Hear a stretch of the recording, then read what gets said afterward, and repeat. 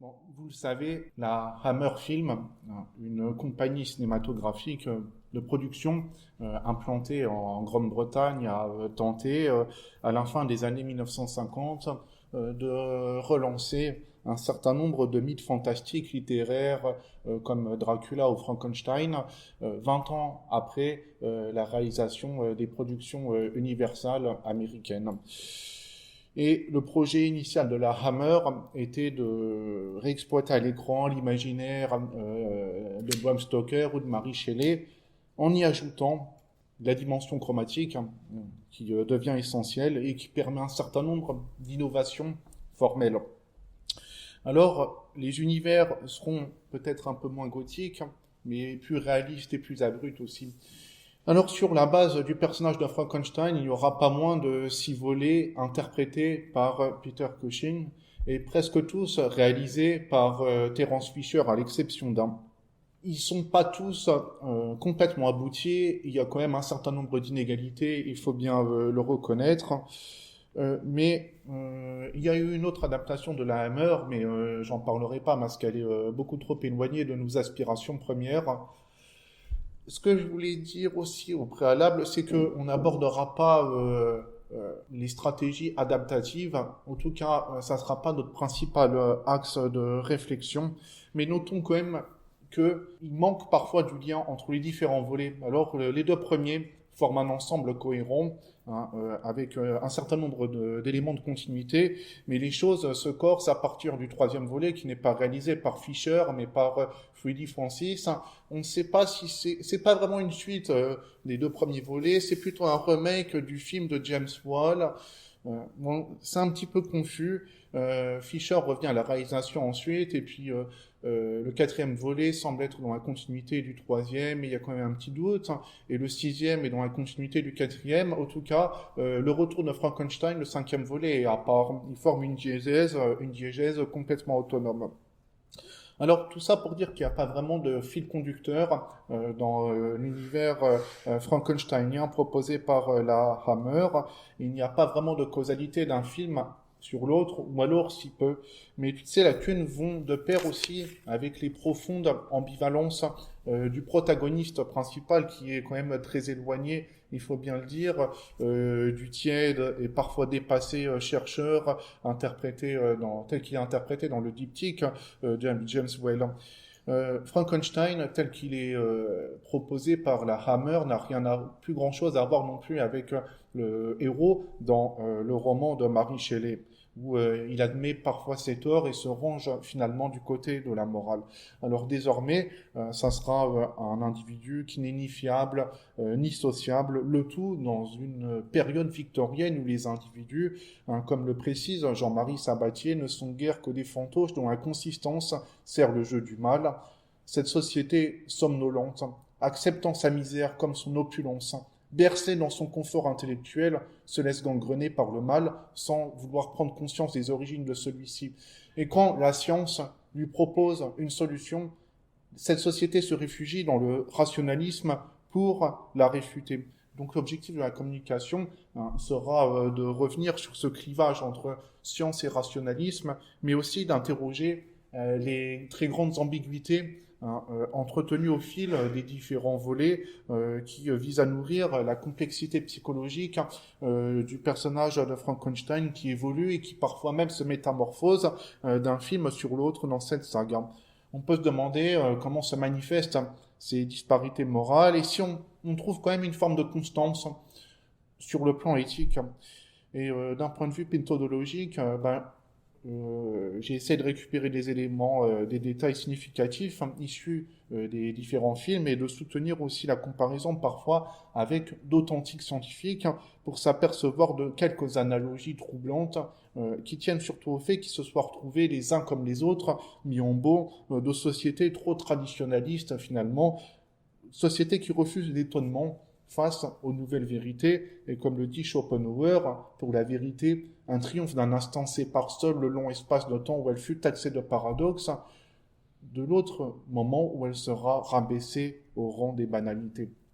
Alors, premier grand axe, par lequel je commencerai en évoquant le jeu de Peter Cushing.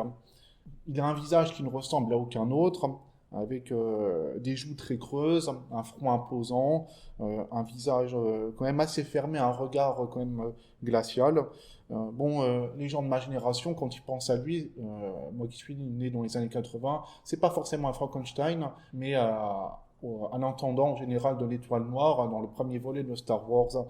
Mais à ce propos, il faut savoir qu'il avait été pressenti pour jouer d'abord Obi-Wan Kenobi, preuve que finalement Peter Cushing peut être tout aussi bien rassurant qu'inquiétant, et cela ne nous renseigne jamais sur les valeurs réelles des personnages qu'il interprète. Ce n'est que par ses actions que l'on peut être informé de ses intentions premières. Quand il joue Frankenstein, il joue pas de manière très différente que quand il interprète Von Helsing dans la saga Dracula produite par la Hammer également. Il y a une sorte de régularité, de métronome, et il y a une volonté de rester impassible, comme si les forces extérieures ne pouvaient jamais vaincre cette attitude stoïque, cette rigidité de façade qui ne se brise jamais, une sorte d'ascèse qui fait son chemin de film en film, et finalement, le personnage tel qu'il est joué par Peter Cushing est plus proche du Praetorios dans La fiancée de Frankenstein. Tous les deux ont un visage anguleux, une silhouette filiforme, et sont très distingués l'un comme l'autre.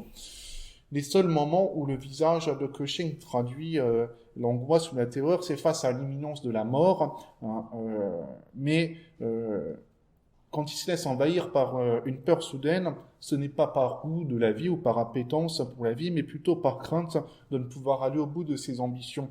Parce que même s'il peut s'avérer détestable par moments, l'objectif de ce Frankenstein reste de faire progresser la science et rien d'autre. Il s'agit de créer, d'alimenter et d'enrichir du savoir dans un travail dont même Frankenstein ignore les tenants et les aboutissants, dans un travail qui reste de l'ordre de la contribution essentielle et nécessaire dans un tout qui le dépasse. Alors, dès le premier volet, Frankenstein se révèle, dès son plus jeune âge, snob, parlant d'un ton hautain à ses interlocuteurs. Il a bénéficié d'une éducation solide vu qu'il vient d'une famille fortunée. D'ailleurs, lui-même refuse de fonder une famille, rester solitaire, c'est quelque chose qui lui convient très bien. Une vie placée sous le signe de la convention ne lui est d'aucune utilité. Il se sait très intelligent et il ne se laisse jamais habiter par le moindre doute, au point qu'il est toujours sûr de son fait. Il lui arrive parfois de s'enorgueillir de ses nombreux diplômes, de ses riches connaissances générales, même s'il se concentre sur un champ d'action précis. Et ça n'est pas sans rappeler un autre scientifique, très désagréable paraît-il, Fritz Zwicky, le fameux découvreur de la matière noire, qui traitait ses confrères de bâtards sphériques, qui n'hésitait pas à les interrompre en plein milieu d'un colloque, parce que le problème qu'ils évoquaient, lui, il l'avait déjà résolu, lui, Zwicky, un Zwicky qui partait du fait qu'il savait tout, et que du coup, tous les autres étaient de pauvres incapables. Bref, un individu qui avait un quelconque complexe de supériorité, et ça lui a coûté cher parce que ses travaux ne furent pas tout de suite pris au sérieux alors que c'était un scientifique très précieux. Bon, revenons à Frankenstein. Il va se choisir un tuteur, Paul Kremp, qui sera ensuite son collaborateur et qui lui sert d'une certaine façon de caution intellectuelle. Frankenstein se sert du savoir de Kremp pour peaufiner ses propres expérimentations. Il a besoin d'un homme d'expérience, mais dans une démarche intéressée. Et de toute façon, sur l'ensemble de la saga, il n'agit jamais de manière scrupuleuse quand il soigne des nécessiteux ou quand il prend en charge des patients d'un asile psychiatrique. C'est simplement parce qu'il constitue une réserve d'organes dans laquelle il peut puiser à loisir. Ce qui est bien contraire, vous l'admettrez, au serment d'Hippocrate, dont j'ai cité un extrait dans quelques maisons que j'entre. J'y vais pour l'utilité des malades, me préservant de tous méfaits volontaires et corrupteurs. Vous reconnaîtrez que pour Frankenstein, ça n'est pas le cas. Kremp présente les convenances, la tempérance, la modération, tout le contraire de Frankenstein qui se fiche de la bien-pensance et du qu'en dira-t-on, qui ne se soucie pas de savoir si on approuve ses méthodes, mais par contre qui veut que Kremp admettre son ingéniosité. Et dans les volets suivants, Frankenstein va prendre sous son aile, enfin, c'est pas qu'il va prendre sous son aile, mais il va être plus ou moins contraint d'avoir un assistant. C'est souvent un jeune médecin prometteur, plein d'ambition, qui cherche à acquérir des connaissances aux côtés de son nouveau mentor dans une forme d'effet miroir. Frankenstein, évidemment, se sent flatté dans son ego. Il est beaucoup plus vaniteux qu'il ne veut bien l'admettre. Et surtout, à un moment donné, il aura besoin de mains qui puissent être utilisées parce que les siennes ont été gravement brûlées suite à un incendie qui intervient à la fin du troisième volet et dans lequel il est censé périr.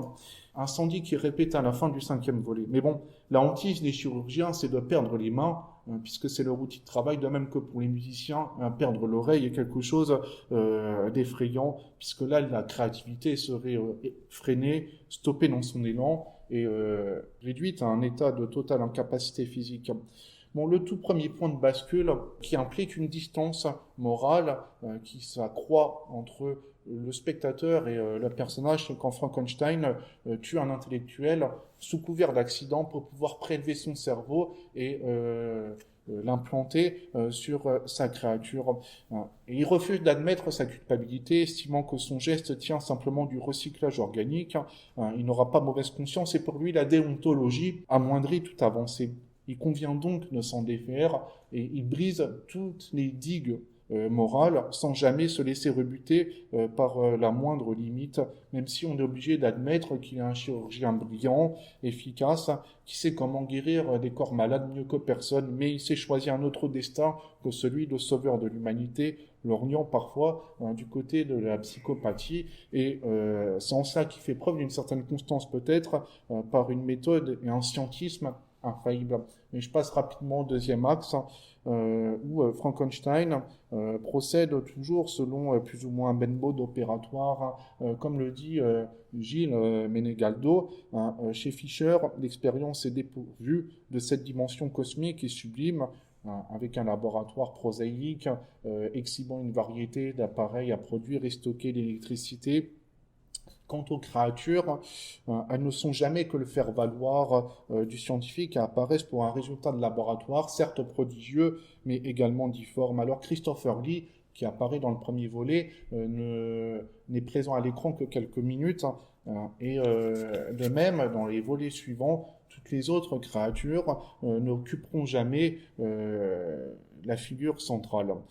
Soulignons quand même qu'elles sont toutes d'apparence très différentes. Alors il y en a certaines qui tendent vers la monstruosité, mais d'autres qui paraissent presque ou totalement humaines. Donc il y a un renouvellement systématique dans la saga concernant l'acte de création avec des visages, des corps, des cerveaux abîmés qui peuvent être réparés ou alors qui peuvent lorgner du côté du disgracieux. Mais Frankenstein, dans un acharnement clinique, tente systématiquement de mener à bien des expériences toujours plus extrêmes, assemblage corporel à partir de différents membres, ça c'est dans le premier volet, fusion de deux corps en un seul être hybride, permutation de cerveau, transfert de personnalité, dans une logique qui peut tendre vers la lobotomie, vers l'eugénisme ou encore vers la métempsychose. Ce que je voulais simplement dire, oui, c'est que les tentatives effrénées de Frankenstein pour créer ses propres inventions le mènent à chaque fois à sa propre perte. Mais il ne s'en soucie guère. Il continue ses projets prométhéens contre vent et marée, usant de patience, d'habileté dans un combat quasiment sisyphéen contre le conformisme et la passivité. Oui, concernant ce projet de l'académisme, je prends un court exemple que je vous ai mis dans le PowerPoint, où Kremp, suite à des résultats très convaincants, propose de fournir un rapport au congrès des médecins. Et Frankenstein refuse, parce que pour lui faire des publications, communiquer sur ses recherches, enseigner à des étudiants, chose que la plupart de nous faisons dans cette salle, ça lui est d'aucune utilité. Il ne cherche pas la reconnaissance, il ne cherche pas le prestige ou le pouvoir, il veut simplement repousser les limites du concevable et du réalisable, le tout pour amener l'humain à penser sa propre évolution ou révolution biologique, un peu comme ce fameux mathématicien Perelman qui ne s'adressait jamais à des revues scientifiques, hein, malgré ses calculs très brillants, qui refusait toutes les récompenses possibles et imaginables qu'on lui proposait, et qui balançait ses travaux directement et gratuitement sur le web. Alors le sixième volet est quand même quelque peu contradictoire avec les précédents, parce que là on apprend que Frankenstein a tenu quelques conférences et a publié ses œuvres complètes. Bon, allez savoir comment il a pu trouver un éditeur, vu qu'il a été victime des communications. On se demande bien comment il a pu finir par bénéficier d'une reconnaissance institutionnelle. Mais bon, passons. Ce qu'il n'arrive jamais à résoudre, dans l'ensemble de la saga, c'est la connexion à long terme entre cerveau et corps. Ce transfert cérébral, chose qui d'ailleurs n'a jamais abouti, même si on évoque de plus en plus aujourd'hui l'idée de télécharger un esprit humain vers un ordinateur en le numérisant au préalable. Mais la seule fois où Frankenstein réussit véritablement une expérience, c'est quand il s'utilise lui-même comme cobaye à la fin du retour de Frankenstein, le deuxième volet, puisqu'il a créé une copie conforme de lui-même, physique. Et il se fait tuer et son corps est déclaré officiellement mort. Enfin, il est déclaré officiellement mort et son assistant va extraire le cerveau de Frankenstein pour l'implanter dans le nouveau corps qui est la réplique exacte du précédent. Donc Frankenstein, après, va pouvoir s'exiler dans un autre pays sous une fausse identité et tout recommencer à zéro. Donc la seule créature que Frankenstein ait su créer avec brio, c'est Frankenstein en personne. Et s'utiliser comme cobaye avec succès, c'est quelque chose que le physicien italien Majorana avait accompli, puisque cet homme avait décidé de disparaître de l'univers un beau jour en 1938 sans laisser la moindre trace. Et on n'a jamais su ce qu'il est devenu par la suite, et toutes les spéculations, même les plus folles, sont allées bon train, certains affirmant qu'il avait même réussi à pénétrer dans un monde parallèle grâce à ses découvertes sur la physique quantique, mais son objectif très vraisemblablement c'était de prouver au monde qu'il pouvait tout aussi bien être et ne pas être, tout comme le chat de Schrödinger, vivant et mort à la fois tant qu'on n'a pas ouvert la fameuse boîte.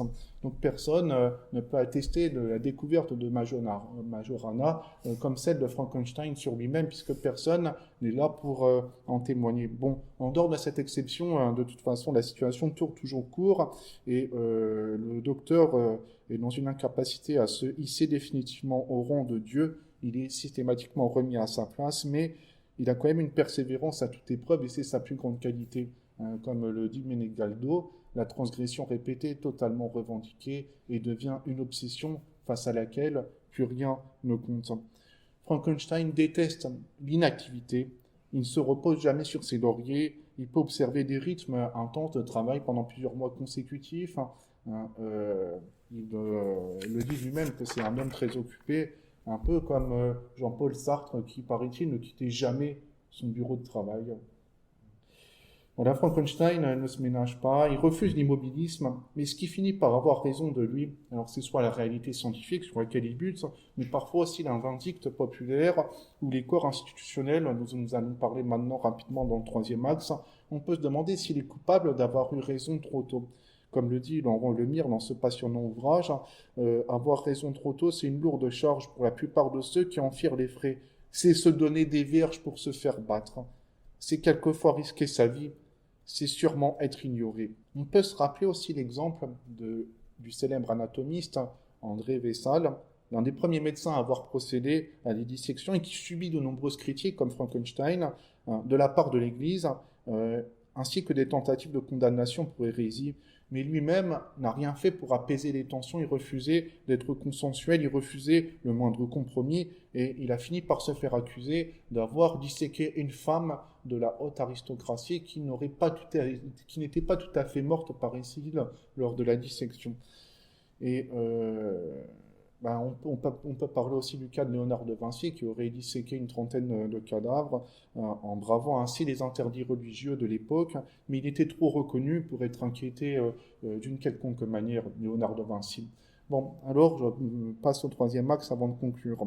Bon, rappelons que, c'est ce que dit Roselyne Haynes, la plupart des savants font peur et il y a un rapport d'amour et haine entre l'homme et la science qui, puisqu'elle n'est pas comprise, suscite méfiance. Et Comme vous le savez peut-être, ce fameux scientifique Lavoisier, pendant la Révolution française, a été condamné à mort et au moment où il demande un sursis pour pouvoir continuer ses travaux, se voit répondre par le tribunal populaire, la République n'a pas besoin de savants.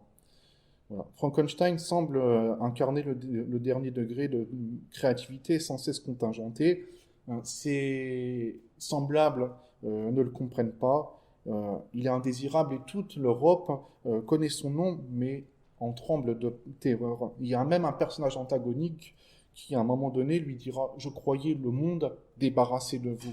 Voilà. Aucun grade, aucun honneur, aucun mérite ne seront attribués à Frankenstein. Alors, est-ce que ça crée un sentiment de frustration chez lui? Ben non, puisque de toute façon, comme je l'ai dit, il ne se soucie pas de savoir si ses travaux seront étudiés et validés par des comités scientifiques. Son attitude est orientée vers le positivisme absolu. Mais il a pour ennemi juré les institutions médicales et judiciaires, la doxa, et d'une certaine façon le conservatisme bourgeois rabattu sur ses propres certitudes. Il leur reproche leur inertie et leur étroitesse d'esprit, et lui et eux, inversement, ils lui reprochent des crimes de savoir et le développement de connaissances défiant l'entendement. À condition, bien sûr, de se mettre d'accord sur ce qu'est l'entendement, parce que dans la saga, l'entendement est considéré comme de l'ordre de l'obscurantisme. Pour combattre cet obscurantisme, Xavier Bichat, le fameux médecin, affirmait qu'il fallait ouvrir quelques cadavres. Vous verrez alors disparaître l'obscurité que la seule observation n'avait pu dissiper. Frankenstein oppose au fanatisme religieux une sorte de fanatisme scientiste inavoué. Et les non-croyants pour Frankenstein sont les religieux qui ne croient pas au pouvoir de la science. Et puisque le clergé l'a condamné d'office, Frankenstein déconsidère désormais le clergé et a un véritable pied de nez au début de la revanche de Frankenstein. Un curé est sacrifié en lieu et place de Frankenstein. Et notons à ce propos la manière aussi dont Frankenstein examine la Bible lorsqu'il est assigné à apparaître devant un tribunal. Dans Frankenstein crée la femme, il feuillette les pages des textes saints comme s'il s'agissait d'un vulgaire manuel dépourvu de tout intérêt intellectuel. L'Église est son principal bourreau, mais il n'est pas en reste également. Et le spectateur, bon, certes, est parfois amené à prendre le parti de Frankenstein, considéré comme hérétique, victime de sabotage, d'actes de malveillance de la part d'ignorants, notamment un prêtre qui va détruire son laboratoire. On s'agace aussi à un moment d'un conseil de médecins qui le désavoue, voilà, un conseil de médecins qui cherche à lui mettre des bâtons dans les roues, et cela n'est pas sans rappeler d'une certaine façon Jean-Jacques Rousseau, qui lui aussi avait été victime de persécutions répétées, et d'ailleurs dans cet ouvrage qui est un exercice de style consistant à écrire le vécu du philosophe français des Lumières sur la base de sources recoupées pour en faire un récit à la première personne, quelques passages sélectionnés qui me font penser à la saga Frankenstein des Hammer. Donc je cite quelques phrases. Je suis traité d'athée, de bête féroce, chassé de partout, menacé d'excommunication. On ameute la populace contre moi. Traité d'antéchrist, je suis traqué dans la campagne comme un loup. Je suis cible d'injures et de cailloux, et même menacé de coups de fusil. À Genève circule une ignoble feuille anonyme m'accusant d'avoir exposé mes enfants dans la rue, de vivre avec une prostituée et d'être pourri de vérole. Alors a lieu ma catastrophe. Ma maison de motier est lapidée, ma fenêtre cassée, et je manque d'être blessé par une pierre qui tombe au pied de mon lit. Je dois fuir cette ville inhospitalière, un peu comme ce qui arrive à Frankenstein à plusieurs reprises. Frankenstein qui est obligé parfois de se masquer, de dissimuler son visage, de vivre comme un fugitif, et qui en tient évidemment rigueur au pouvoir dominant qui l'accuse d'encourager la destruction de tout ce que les individus non scientifiques ne connaissent pas. Frankenstein qui doit dilapider sa fortune pour poursuivre ses recherches et qui finira d'ailleurs par vivre de larcin et de spoliation. Frankenstein qui n'a cesse d'ailleurs de flirter avec l'embastillement. Soulignons que lors de sa toute première apparition de la saga, il est incarcéré. Et le dernier volet se déroule, quant à lui, dans un asile psychiatrique. Voilà, Frankenstein aura été condamné à mort, interné, exilé à cause de sa philosophie trop incongrue, de son attitude considérée comme trop déviante. Et on peut alors, à ce moment-là, émettre une idée proche de la pensée de Michel Foucault sur l'idée que la répression féroce des individus, potentiellement ou effectivement subversifs, passe par l'aliénation, hein, seule manière de contrôler leur tempérament. Et il n'est jamais pardonné à Frankenstein son génie ou son imagination débordante, d'où le fait qu'il finit par s'exiler dans un lieu médicalisé, dans le dernier volet, où il occupe officieusement la fonction d'un médecin résident, mais c'est dans ce régime d'incarcération consentie qu'il peut continuer à exercer, à faire aboutir ses recherches, un peu comme André Bloch, hein, qui était un mathématicien très brillant et qui est resté quand même interné pendant près de 30 ans à l'hôpital psychiatrique de Charenton, après avoir massacré sauvagement 3 membres de sa famille, ce qui ne l'a pas empêché de mettre en place une théorie autour de la géométrie anagmatique qui était révolutionnaire pour l'époque. Dans le retour de Frankenstein, le personnage a considérablement changé. Ce n'est plus le même homme, il est devenu complètement ignoble, il commet des assassinats en utilisant un masque effrayant, tel que le feront plus tard Michael Myers ou Jason Voorhees. Donc on est presque face à un Frankenstein digne d'un film de slasher. Il ne cesse d'être traqué par la police, mais file entre les doigts des inspecteurs. Il sait que l'étiquette de malfaiteur lui colle à la peau, que son nom est parfois caricaturé dans la presse. On est aux antipodes du Prométhée, des Iodes ou des Schill. Et pourtant, Frankenstein n'a de cesse d'être convaincu que l'humanité a besoin de lui, de gens comme lui, pour accéder à d'autres paliers de connaissances. Détail, dans le retour de Frankenstein, il ne tremble jamais quand il s'agit de procéder à des lobotomies, à des actes chirurgicaux assez affreux, alors que son assistant, sorte de col blanc tout juste sorti des bancs des amphithéâtres, montre de la répugnance. Frankenstein n'a plus de scrupules à assassiner pour procéder à des transferts d'organes. Cela relève de l'évidence même et ce sont des actes, selon lui, qui sont régis sous une violence constructive.